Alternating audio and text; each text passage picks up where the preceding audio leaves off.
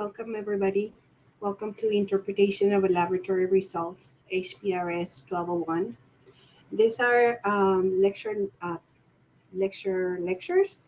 lecture notes, some recordings that will highlight some of the important information about each one of the units, each one of the sections within a unit that we have in the course. There's 4 units, and each unit has part 1 and part 2. After part 1 of each unit, except for unit 4 is a little different because that's towards the end of the semester, and it gets very hectic for everybody. So I modified the unit 4 for chemistry and micro a little different. But there's 4 units with part 1 and part 2 each one. After part 1, there's always a quiz. And after we complete, or you complete reviewing part 1 and part 2 of a specific unit, there will be a unit exam. There's 3 unit exams. For unit 4, that includes chemistry and micro, instead of having a unit exam, we have 2 quizzes. A quiz for chemistry, and then you cover the part 2 that is microbiology, and instead of having an exam, it's another quiz. So that is in general how the course is designed. Hopefully this information will help you just make sense a little easier of the PowerPoint. The quizzes and the exams are all the material that is presented in the quizzes and the exams come from the PowerPoints. So you just if you need more resources, you can definitely either Google it or do some other research. But the main content is presented in the PowerPoint. So we're starting with introduction to the clinical laboratory. Not a lot of people know where the lab is in a hospital. They may know that there's a lab, an outpatient lab. A lot of patients confuse the phlebotomy stations with the laboratory, and that's not where the lab is.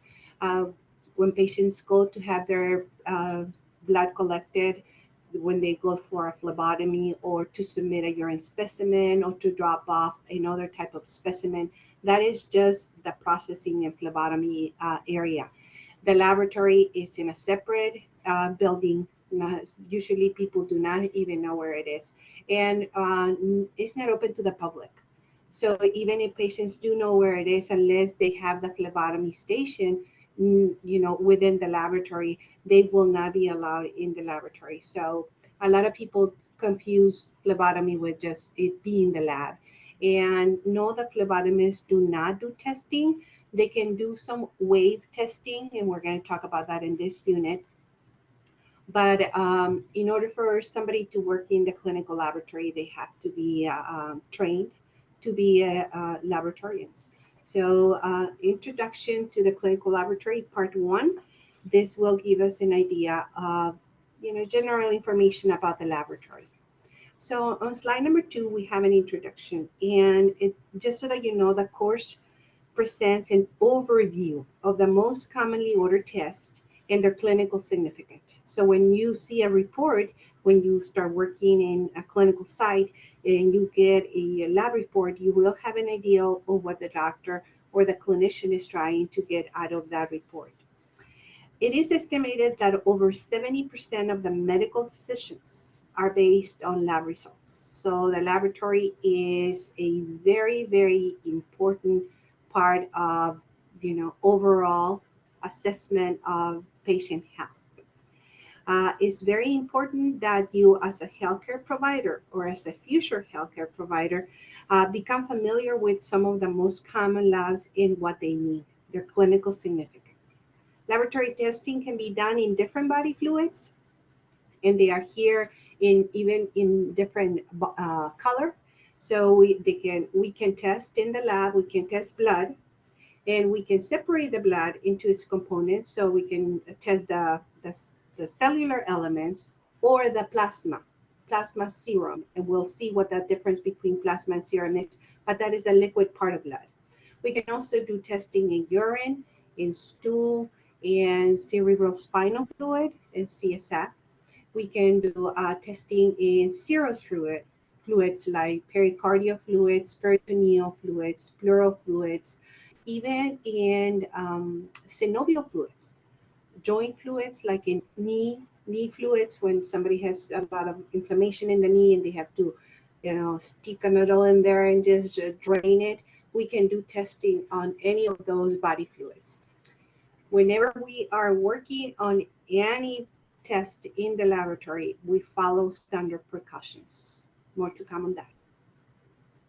So we will talk about the different departments within the laboratory, and we will also define what normal range or reference range is, because we need to understand that in order for us to read a report, we need to keep some things in perspective and always look at certain information within the report so that we can interpret the lab results. On slide number 3 is we start with the basic question. Why do we need lab results? Well, because without them, it would be very hard for clinicians to diagnose or monitor patients or prescribe some type of medicine for patients. So we need lab results to help us with diagnosis, with monitoring, and with changes or adjustment in treatment. Depending on the needs of the patient, the doctor may decide to order lab test either routine as a routine lab test that is no priority, and when we receive it in the lab, results are back, or they are usually back within 24 hours. It's just a routine test. The doctor is just wants to make sure that everything is as it should be. When the doctor is a little concerned and they want to get results because they suspect there might be something going on, they may order the lab test as ASAP, as soon as possible.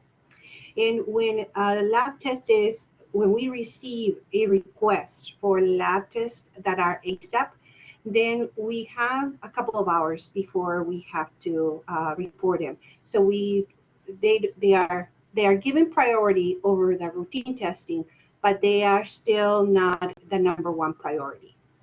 Because the number one priority in the lab is when we receive a specimen that is marked STAT. STAT means that it has to be tested with priority, and that turnaround time is tracked for any specimen that is marked STAT. ER specimens or ICU specimens are automatically, treated as stats. Another test that is considered another specimen, and I should say, because that specimen, when we receive a CSF, a cerebral spinal fluid from a spinal tap, any testing associated with that specimen is considered stat. So that means we have about 45 minutes to report results. So as soon as we get the specimen in the laboratory, then we have to start testing immediately so that we can, the clinician, the ER doctor or the ICU doctor, usually is patients that are in an emergency care situation or patients that are in a, are usually they are not our patients, because if they need stat testing, EMS will be picking them up. When they get to the ER, to the hospital, then that's when the testing will be ordered stat. So it's priority testing, stat. And you hear it a lot on those medical shows. Then we're going on slide number 4. We're going to just present the information about regulation processes in the laboratory. Even though not many people know that where the lab is and what the lab techs do in the lab, the laboratory is one of the departments that is highly regulated, because as we said before, since over 70% of the medical decisions are based on laboratory results, you want those results to be accurate and precise. So there are many external and internal regulatory processes and regulatory agencies that must be followed by the laboratory. It's not that not just anybody can say, oh, I'm going to open a laboratory and I'm going to, just offer my own services. I'm going to hire people, and we're in the border. And I don't know if many of you have gone to Juarez and just walked into a laboratory and order your own test, or they will suggest testing, the testing that you might need. Um, it's not so in the US. In the US, there are external agencies that will regulate the laboratory. They will dictate quality control practices, quality assurance practices in order for the laboratory to be accredited. And what does it mean for the lab to be accredited? Well, that means that if they are accredited, they are complying with the external and internal guidelines, and they can receive reimbursement for services provided. If a laboratory does not pass an inspection, and for whatever reason they fail the inspection, their accreditation may be revoked, and they are no longer, well, nobody could really stop them from performing testing, but they will not be paid for them. Insurance companies and Medicare, Medicaid will not reimburse those services. So it's the laboratory take the policies and regulation, the guidelines, they take them very seriously. It's tied to money.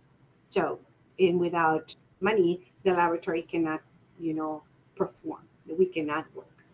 So we have CLIA, the Joint Commission, the Food and Drug Administration also has a say-so in some parts of the laboratory, College of American Pathologists, COLA is another agency that accredits laboratories. So they are different entities that have a lot to say about how things are done in the lab. Internal regulations will include guidelines and procedures that are developed individually, customized for each laboratory, because the laboratory, the type of service or the scope of service can vary from laboratory to laboratory. Then it is up to each laboratory or to each hospital, and within that hospital, each laboratory, or if it is a reference laboratory, it is up to that laboratory to show that, demonstrate that they have a quality assurance, quality control plan that includes very specific guidelines and standard operating procedures. So internal and external regulatory agencies and policies and guidelines. There are different types of laboratory tests, and we have, I'm pretty sure you have done some laboratory testing, and if you are already in the medical assisting program, you will be doing some lab and you will be exposed to some laboratory. Most of the laboratory that you will be able to do in, as part of the doctor's office or the clinic where you will be working is considered waived testing or point of care. That's another name. Point of care and wave testing tend to be, those two terms tend to be used interchangeably. Wave testing is used at home or at a bedside.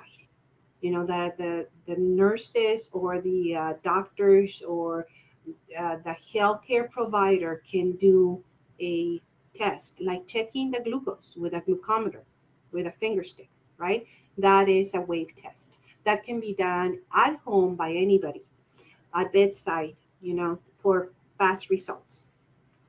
Not every point of care test is waived, but there are some exceptions there. There are some exceptions where only nurses that have done special training can use the devices. Okay, but we know about pregnancy tests.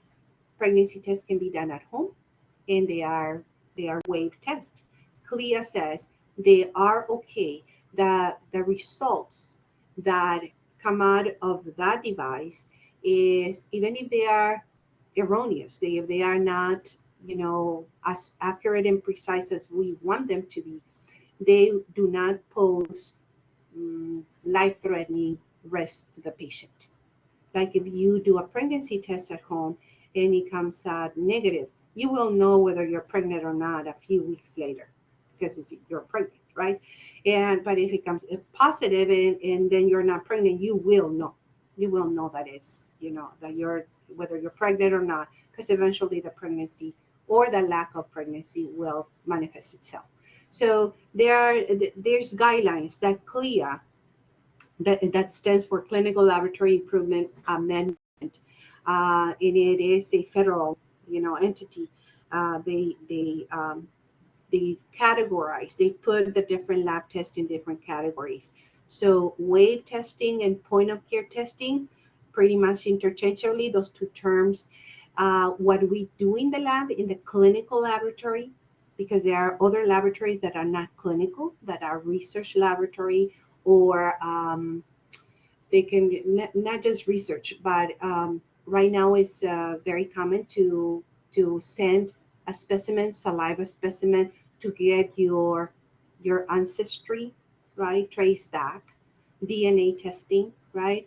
Those are not clinical labs. Clinical labs are the ones that will test different body fluids so that a clinician, a doctor, a nurse practitioner, a nurse can take care of health related issues.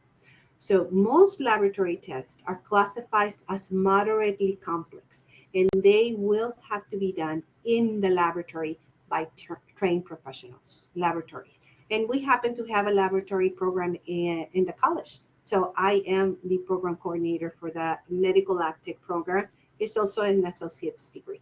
I do not want to give you a commercial about my program. So moderately complex testing is done in the clinical laboratory, and then high complexity testing is what is molecular testing or genetic testing, and they have to follow other guidelines, not necessarily like the same guidelines as the clinical laboratory has to follow.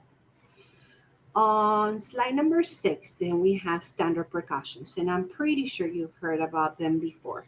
Standard precautions are guidelines that are recommended by the CDC, the Center for Disease Control and Prevention, and OSHA, Occupational Safety and Health Administration. You need to know what those acronyms stand for because they have a lot of reach.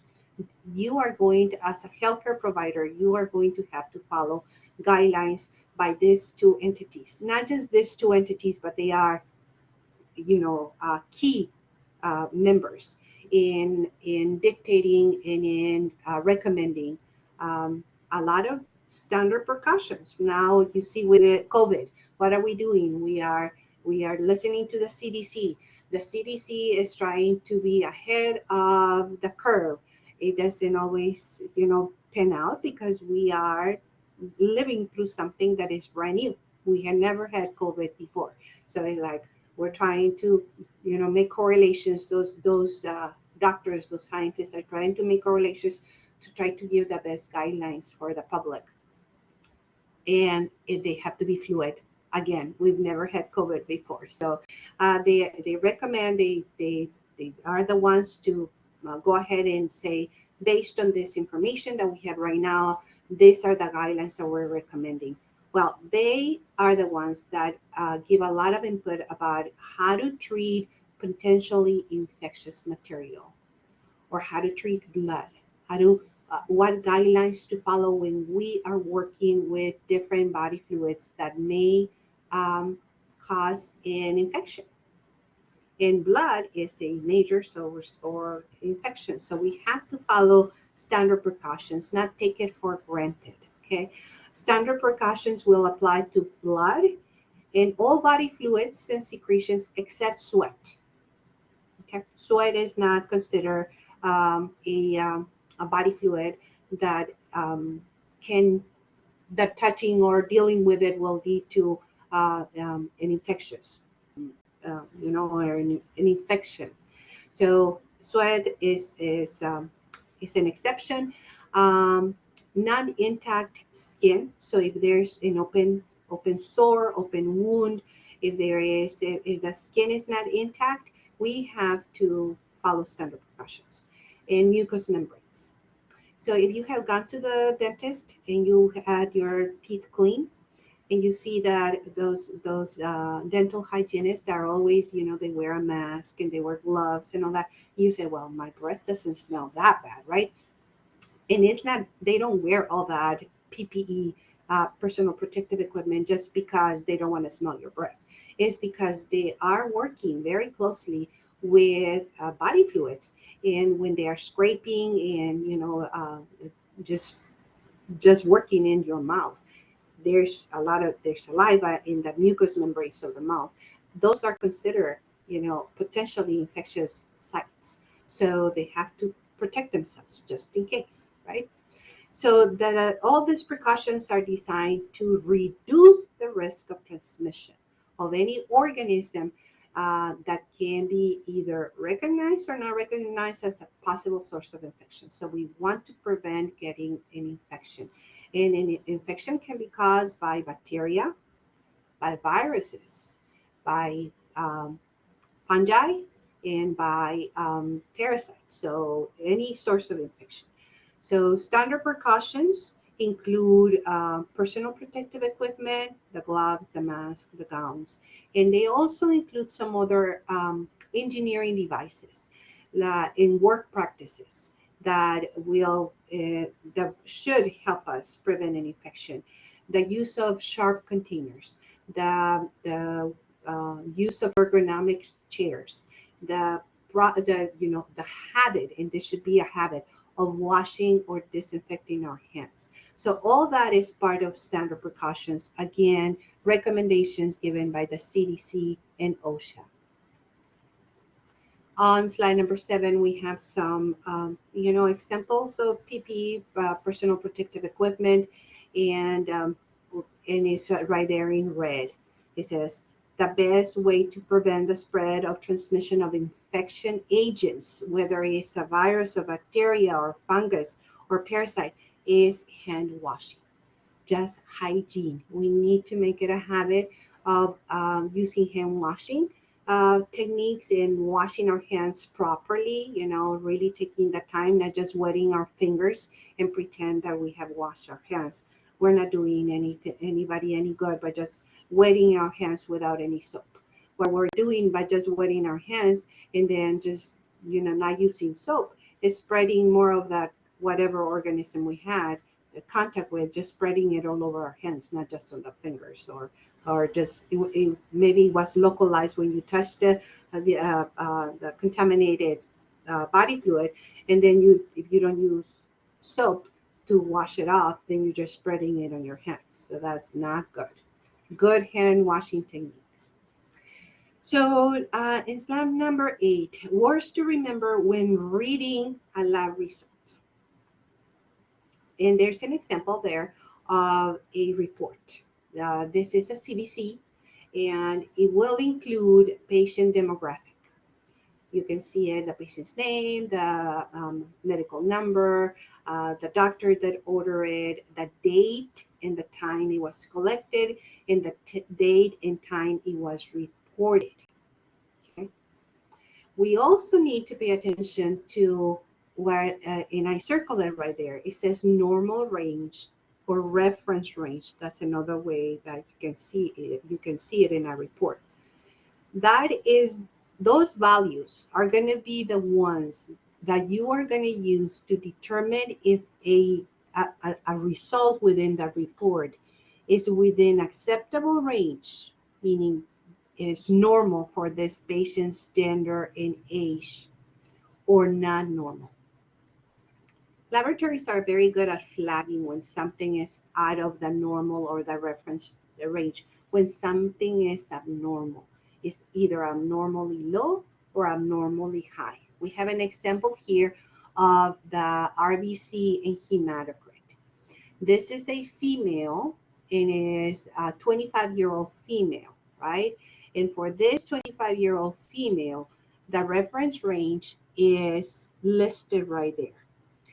Everything looks normal. The only two things that are flagged for this particular patient are the red blood cells in the hematocrit. The patient's red blood cell count, because it's under the result uh, column right there, is 3.3. But it is expected that for a female in this age using this instrument, the red blood cell to be considered normal should be 3.5 to 5.5. So this patient's red blood cell count is low, so it's flat right there. So that's how you know whether your result is normal or not. So this patient has less red blood cells than it should have. The hematocrit, the patient's hematocrit is 36. And for this patient, for this gender, for this age, using this instrument, it should be between 37 and 50, and she's low.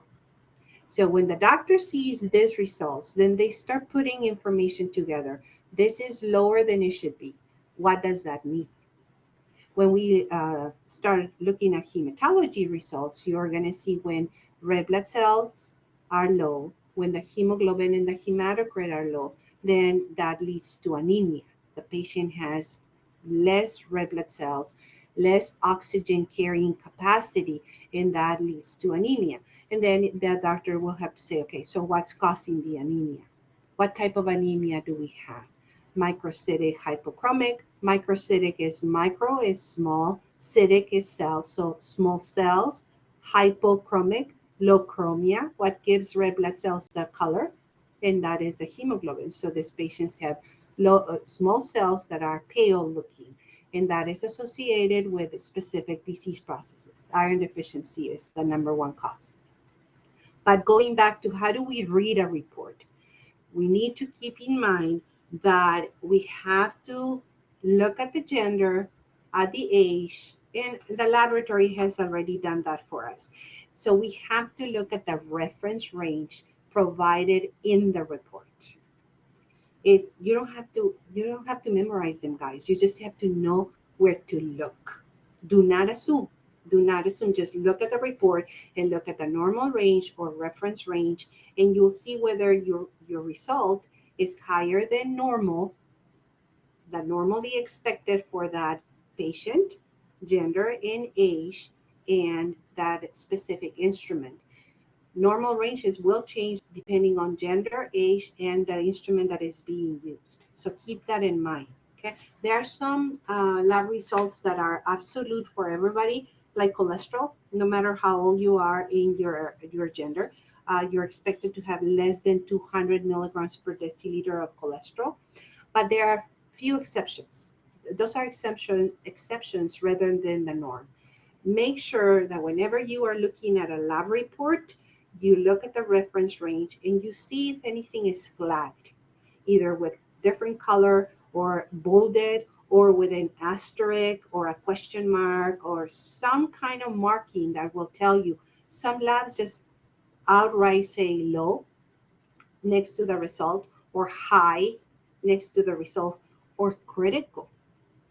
If a result is critical, you need to pay attention to that because it is paramount that you take care of that you notify that clinician that this is a critical result, something must be done, or the patient's life might be at risk.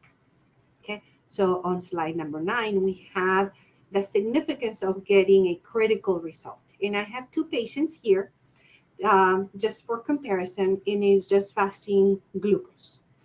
And remember, a critical result means that is the results represent a life-threatening possibility if something is not done to correct or to improve those results, to make them so that they can go back to normal. So we have patient A and patient B. We have a test and is fasting glucose for both patients. The next column tells us that we have a result. For patient A is 85 milligrams per deciliter. For patient B is 530 milligrams per deciliter. And what is the reference range? What is supposed to be normal for a fasting blood sugar? Well, you don't have to memorize it. You just have to know where to look. And here, see, both patients have the same reference range. 70 to 100 is considered normal for a fasting blood sugar. Okay, so this patient A and patient B, okay, is telling you right here, critical values are considered less than 50 or greater than 400 are critical. Something needs to be done to correct this glucose level. Something has to be, some kind of treatment has to be received so that these results can go back to normal. Patient A is 80, the results are within normal or expected reference range, 85. They are not critical, so the interpretation is normal. The doctor looks at it and says, "Oh, you would be looking at it and say, oh, it's normal, it's fine." But for patient B, it's definitely greater than 400. That is considered critically high. So what are you supposed to do? You need to make the doctor aware, the nurse practitioner, somebody that can make a medical decision. If it is an outpatient, the patient will have to be called at home. They are going to have to reach that patient at home and advise them to either come to the office or go to the hospital because this is critical. And I'm using glucose as an example, but it could be any lab result. Anytime you see a critically high or a critically low result, the laboratory will call you.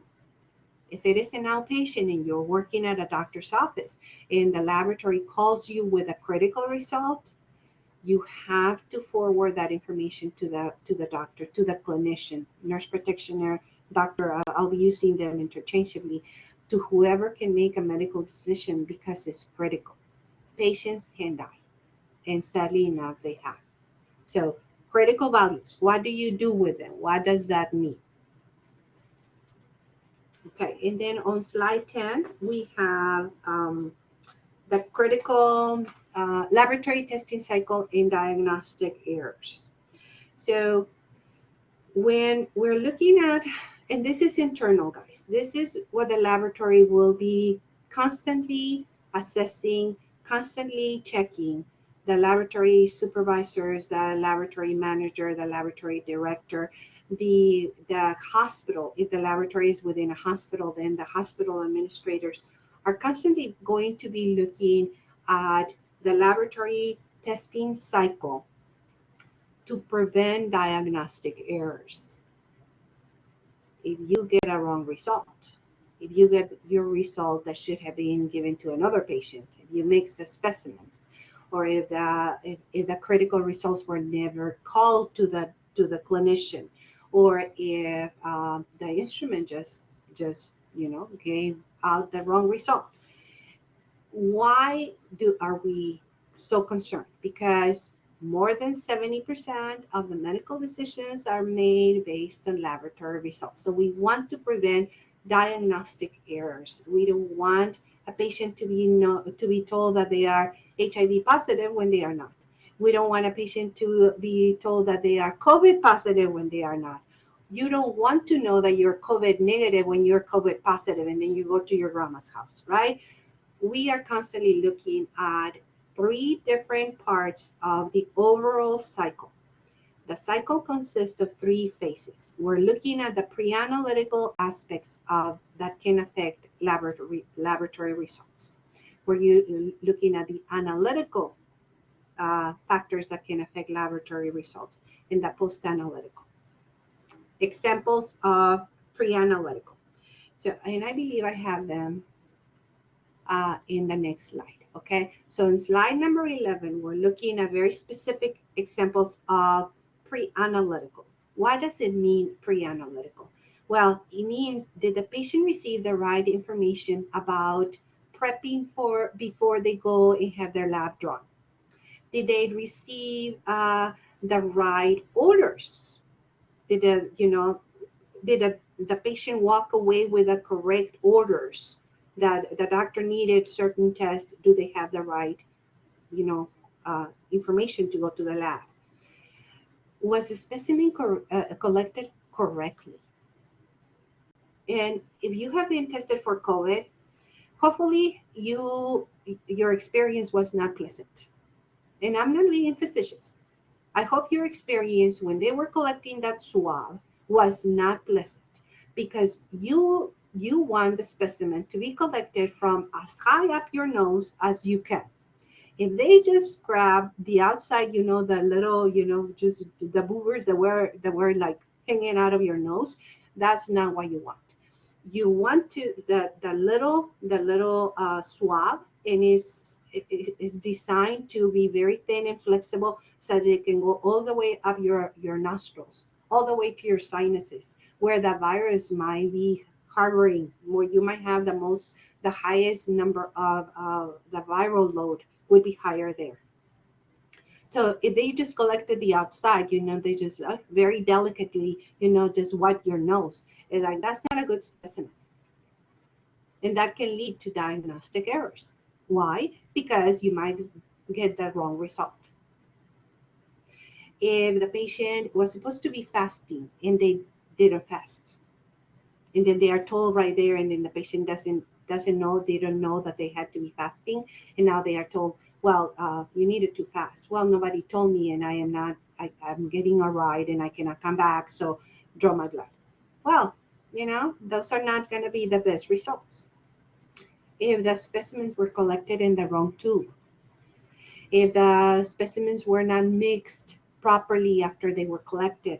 When you have an anticoagulant in the tube, you are supposed to mix them by inversion. You don't shake them. You don't want to hemolyze the specimen. So all those little examples are part of the pre-analytical phase of quality assurance. We want to train everybody that will be collecting specimens or giving directions to patients about things that they need to do before they get to the lab for specimen collection. We want that information to be accurate. We want to be able to identify the patient properly with at least 2 identifiers. That is essential. I received, and this was my problem, but I forgot the orders at home for a mammogram, right? And they had told me that I needed to take the order in my insurance, so that was on me. But I thought it would be easy if the doctor's office, just faxes the order directly to the center where I was going to have that mammogram. And they did. Very politely, I requested it, and they said, no problem, Mrs. Dominguez, we'll send it right now. It takes only a couple minutes. Bless their heart, they did. They were very efficient. They sent it from the wrong patient. They sent the lab orders for a Veronica Dominguez with a wrong date of birth. So yeah, it was for Veronica Dominguez, but they happened to have another Veronica Dominguez as part of their, patient load, and they sent the Veronica Dominguez information with a different date of birth. I got to see those patients' lab orders because they didn't just fax the mammogram order. They faxed everything that they had ordered on that patient. I got to see everything that the doctor wanted to know about that patient, and I know about laboratory, so I can guess what the doctor was looking for. HIPAA violation right there, big time, big time. I did call the office and I said, thank you very much. However, please make sure that whoever is faxing the reports takes a couple of minutes to at least use 2 identifiers for each patient.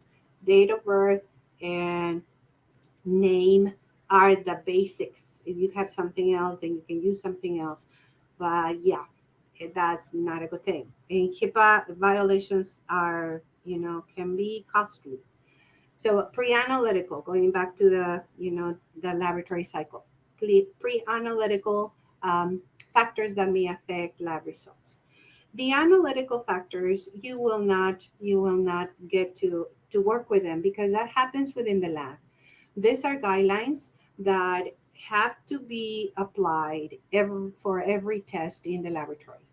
The controls that must be run to make sure that the instruments are working correctly, that the training, the continuing education training that the workers in the lab have to complete. We want to make sure that we have accurate and precise results. And on slide number 12, you have the definitions of accuracy and precision. Some of you may think that you know what those terms mean, but don't take it for granted. Okay, don't take it for granted. I know for a fact that because I always ask my students when we are face to face to define accuracy and precision, and you would be surprised how hard it is to actually put it in words. And we want to make sure that our test, the tests that we are using, are sensitive and specific.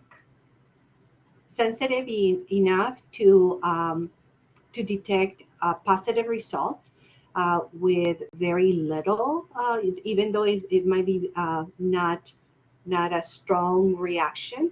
Even when you don't have, like for COVID, if you don't have all the symptoms, we want the test to be sensitive enough to detect, to be positive, even when you are don't have, are full of the virus. You don't have a huge viral load, and we want it to be specific. We don't want them to be the test kit to have interfering substances or to give us false results. So pay attention to those. Make sure that you do know that those definitions, they come in very handy. So analytical phase of laboratory cycle, it has to do with what we do in the laboratory to ensure accurate and precise results. Post-analytical factors that can affect the quality of results that we do, that is, what do we do with the results once we have them? Did we call any critical values to the doctor? Did we file? Were they filed? Were they faxed to the correct office? Um, were the Was the patient or the clinic or the doctor's office notified if there was a problem with the specimen or with the testing? What if the specimen was clotted when it shouldn't have been? What if it was grossly hemolyzed when it shouldn't have been? Um, did we follow through? So there are, on slide number 13, there's some information, some examples of some post-analytical factors that can affect the quality of results. And on slide number 14, we have it, I put it in a chart. And it's not my chart, it's right there. I just put it in here so that you can see how everything comes together. We are always looking at pre-analytical phase because that will affect the analytical phase. And then what do we do with that? Well, we don't want to have wonderful results, accurate and precise results, and for them to go nowhere. So we want to make sure that the data has been interpreted, that has been delivered to the right person and interpreted correctly. So the whole cycle, this is the laboratory test cycle that is always in motion.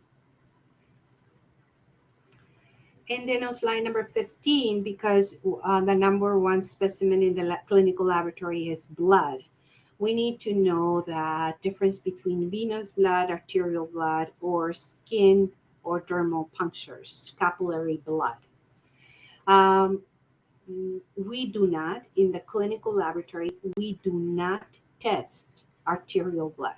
We do not collect, the phlebotomists do not collect arterial blood.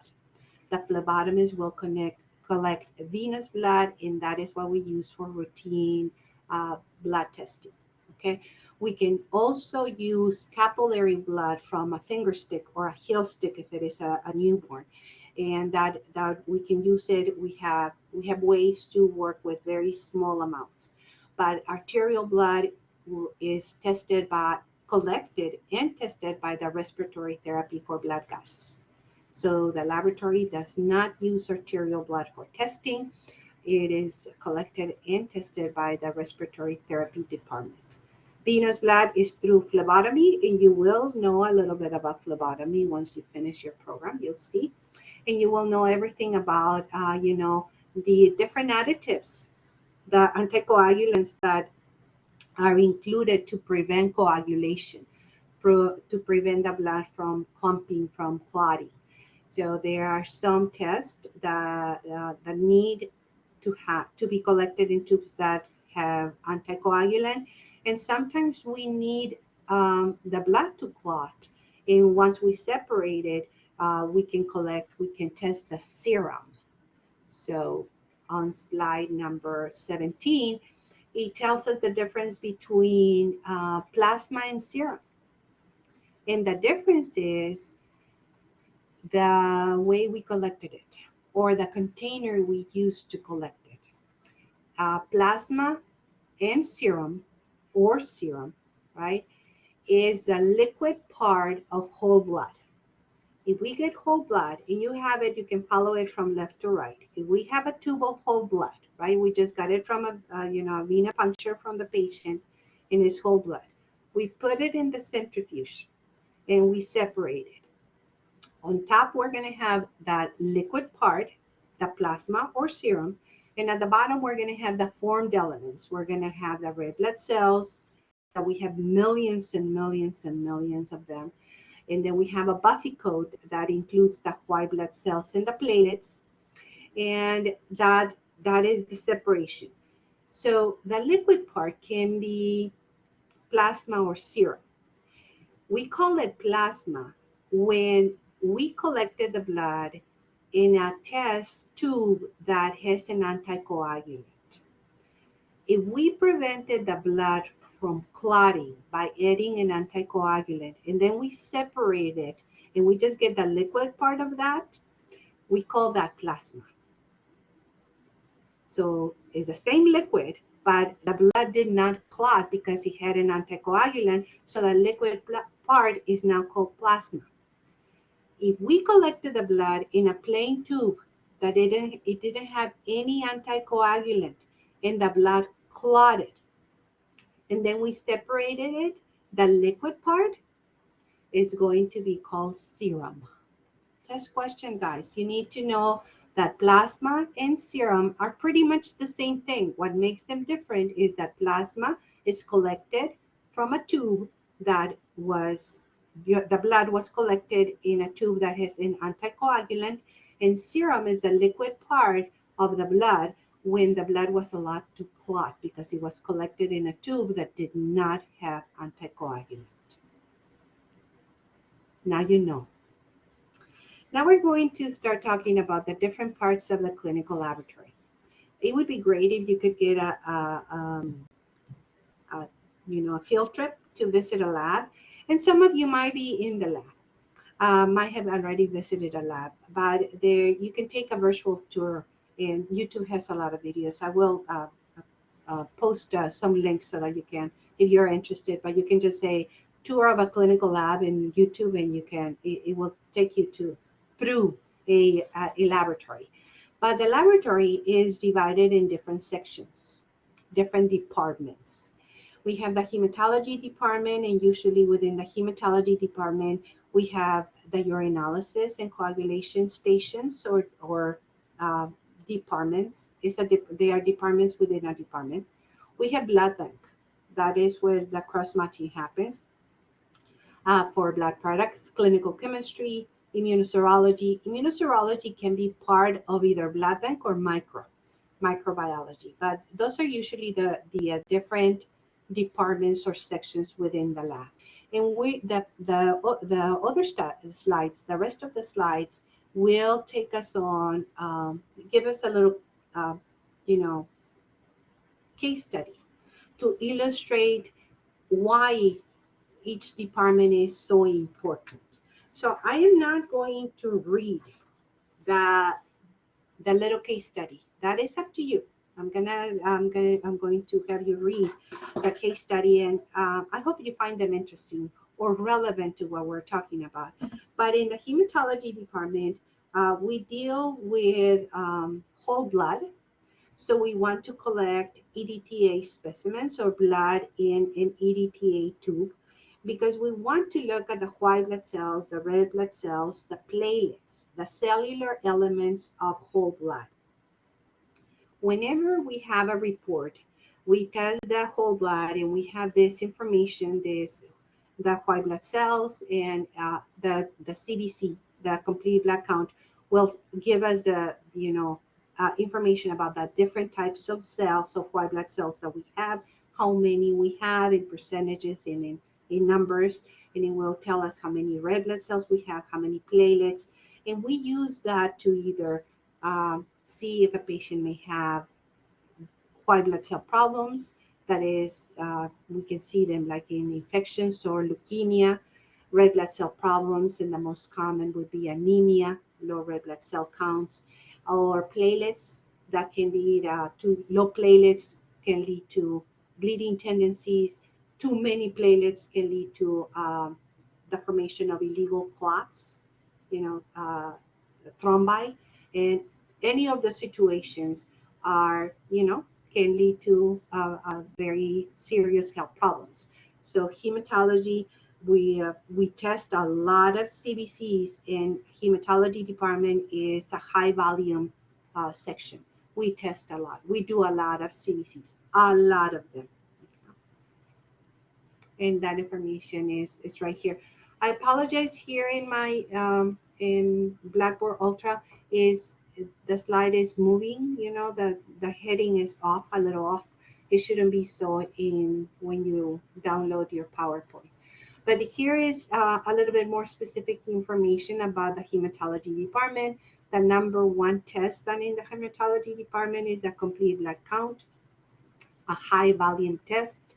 We can also do urinalysis, complete urinalysis that will include the macroscopic and microscopic part.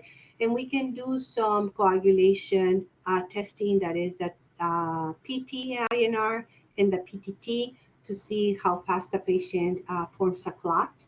The different specimens would be the EDTA for CBC for the hematology department, sodium citrate, the blue top for the coagulation department.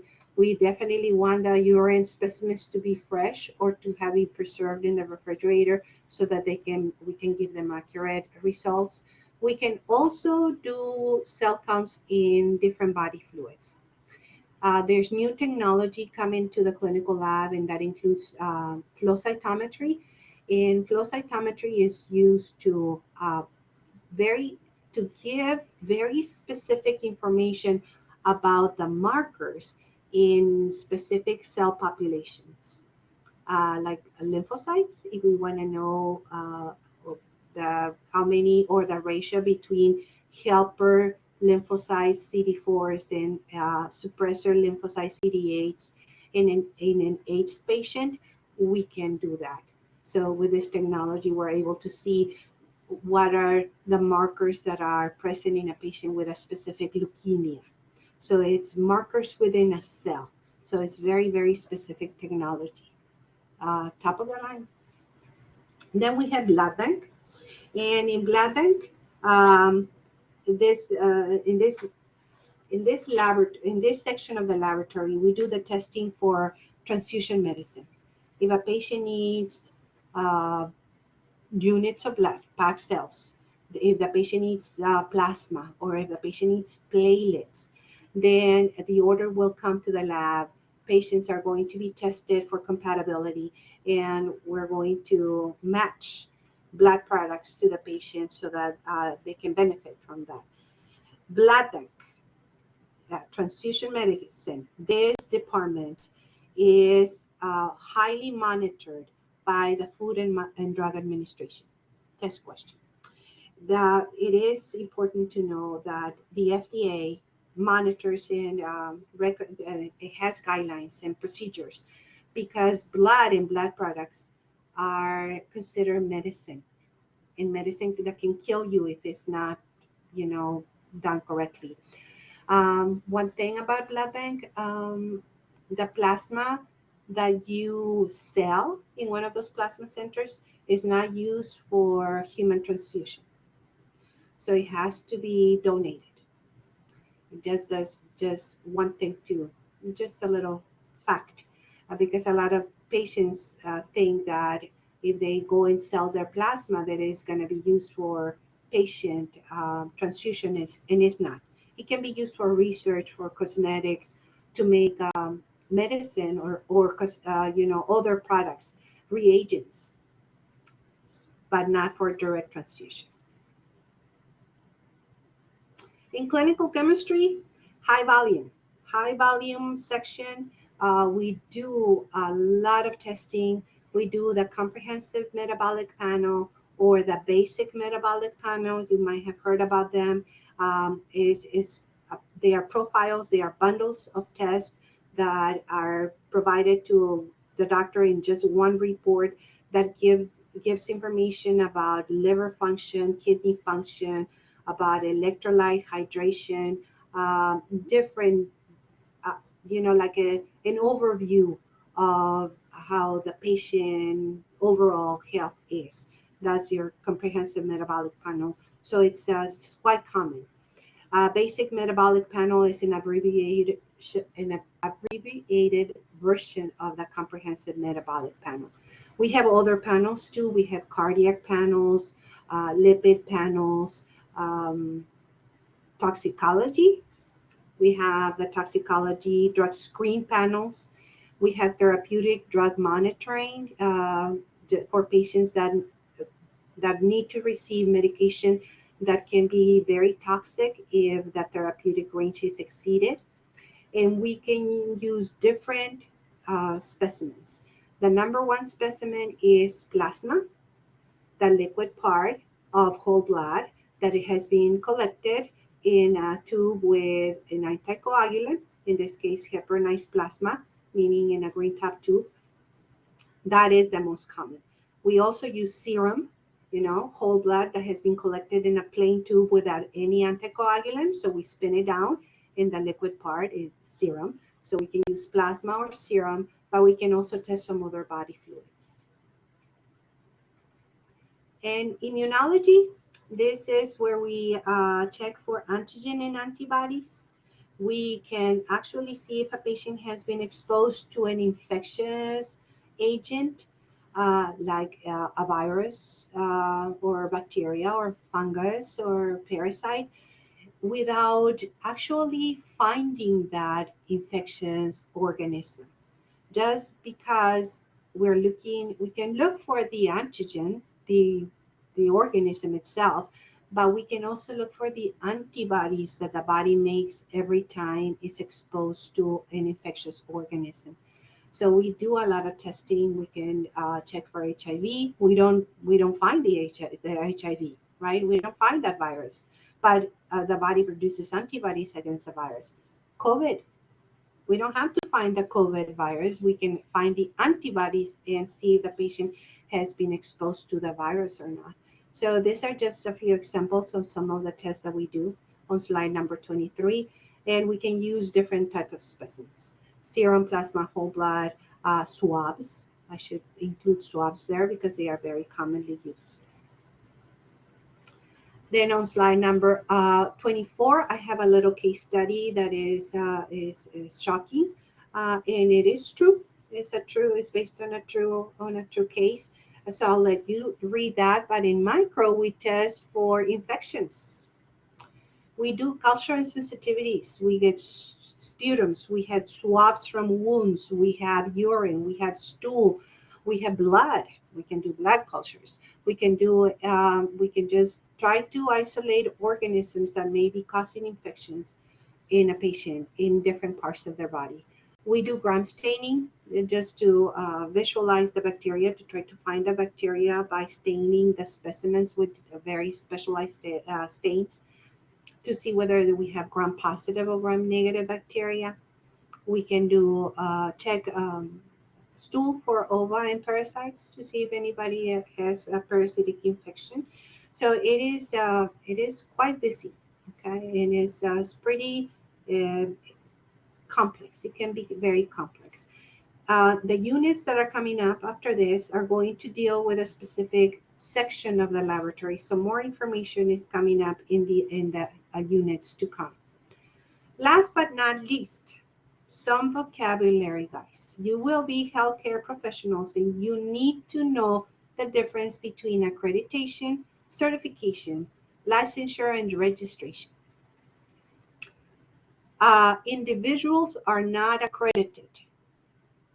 Okay, Accreditation describes a voluntary process by an external body, an external peer review that will recognize that an institution is up to par, that they have met certain standards, certain criteria, and that they are quality, that they have met this criteria and they can perform, they have met these guidelines, and now they have been given accreditation.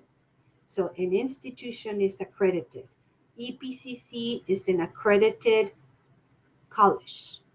The medical assisting is an accredited program. The MLT program is an accredited program. The nursing program at EPCC is an accredited program. So we want an institution, a program to be accredited. On the other hand, individuals will be either certified or licensed to perform, a certain task. One, a licensed electrician, a licensed plumbing. The difference between certification and licensure is that certification is voluntary and is not governmental. So it's not imposed by either state or federal government. Is a voluntary process by a professional that wants to, that says, I'm going to take this exam or show this proficiency because I want to be recognized as meeting the standard. And now I am a certified, person that has met certain standards, like the American Medical Technologist, in American Society for Clinical Pathologies, or you can be a certified phlebotomist, meaning you, in most of the times, is by taking a test. So you passed a certain test that grants you this bragging rights of saying, you know what, I passed it. I have the knowledge and the skills, and I am now certified. Licensure, very similar because it's a recognition given to an individual, but license is mandatory, and that is given to the state by the state. You have to be a licensed plumber to say that you can do plumbing in the state of Texas or New Mexico. You have to show that you know how to drive to get your license, right? To get your driver's license in Texas, then you have to show that you know how to drive. But if you move to New Mexico, you have to get another license because it's mandated by the state. And you might have to provide different information so that you can get your license. The same thing is for healthcare providers. So certification, voluntary, non-governmental, licensure, mandatory by the state, both of them are given to an individual. So either you're certified or you're licensed. A person will not be accredited. So if I hear you guys, then you say, oh yeah, I got my accreditation, I'll know that you did not read this slide, and I'll make a face at you. Okay.